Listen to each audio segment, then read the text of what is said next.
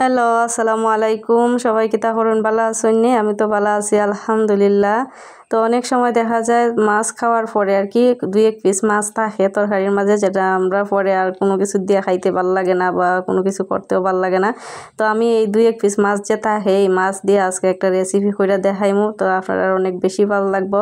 আর যে বাচ্চারা নানি মাছ খাইতে চায় না, এই বাচ্চারা যদি আপনারা এই রেসিপিটা কইরা দেন অনেক বেশি মজা হইরা আনন্দ নিয়ে খাইবো। খালি বাচ্চারা না, ছোটো বড় সবাই অনেক মজা কইরা খাইবো। তো আমি আজকে যে রেসিপিটা করবো এটাতে আপনারা খালি তরকারি যে একটা মাছ থাকে এটা না, ভালো মাছ দিয়ে যে কোনো মাছ দিয়ে আপনারা এই রেসিপিটা কইরা নিতে পারেন।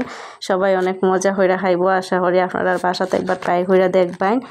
তো আজকে আমি রেসিপিটা বানানোর কারণ হইলো আমার বোন ফুত আইছে বাসাত, মানে আমার বোনের ছেলে আইছে, আমার বাগনা। তো হইতেছে খালামণি আমারে কিছু বানাই দেও, নাস্তা আমি খাইতাম, আমার ভাল লাগতেছে না। তো আমি কইলাম আচ্ছা ঠিক আছে, আমি তোমার নাস্তা বানাই দিব, তুমি আগে নামাজ পড়ো, নামাজ পড়ে আইবা, এরপরে নাস্তা রেডি পাইবা। হয় আচ্ছা ঠিক আছে, আমি নামাজ পড়ে আইতাছি। তো যাই হোক, বাচ্চারা একটু ফার্ম পট্টি দিয়ে আর কি নামাজ পড়ানির লাগে। তো আমি দেখতেছেন এদিকে যেহেতু এর লাগে নাস্তা বানাইতেছি, তো মনে হলো আমি ভিডিওটাও কইরা নেই।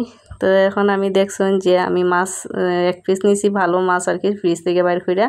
তো এই মাছটারে সিদ্ধ করছি, আর আগের দুই পিস তরকারির মাছ আছিল যেটা, ওইটারে আমি সুন্দর করে দুইটারে একসাথে কাটা বাচ্চা পরিষ্কার করে আমি নিয়ে নিছি। আর দিছি সিদ্ধ আলু, একটা আলুরে সিদ্ধ করে নিছি, সিদ্ধ আলু দিছি, পেঁয়াজ, কাঁচামরিচ, ধনিয়া পাতা, হলুদের গুঁড়া, মরিচের গুঁড়া, ধনিয়ার গুঁড়া, জিরার গুঁড়া, আর দিছি চাউলের গুঁড়ি আধা কাপ, আর ময়দা আধা কাপ দিয়ে আমি সুন্দর করে এটারে হাত দিয়ে পানি দিয়ে সুন্দর করে অল্প অল্প করে পানি দিছি, অল্প অল্প করে পানি দিয়ে সুন্দর করে মাখাই নিছি।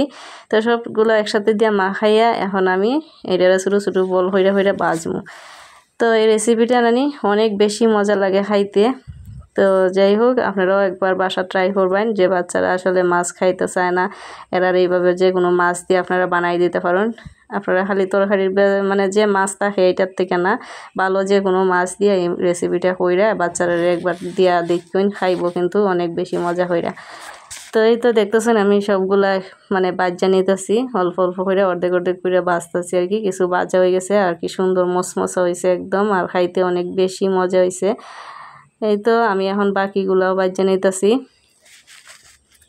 তো আমার বাইকনা তো খাইতেছে, খাইয়া যে খালামণি অনেক মজা হয়েছে, এটা কিতা দিয়ে বানাইছো, এটার মাঝে কি ডাইল দিছো না কিতা দিছো আমার জিগাইতেছে। আমি বলতেছি না এটার মাঝে ডাইলও দিছি না। কয় না এটা জানি কেমন জানি মানে লাগতেছে, বুঝতেছি না এটার মাঝে কিতা দিছো। আমি আচ্ছা তোমার পূজার লাগতো না, তোমার মজা লাগলে তুমি খাও, তোমার আবারও বানাই দিই মনে।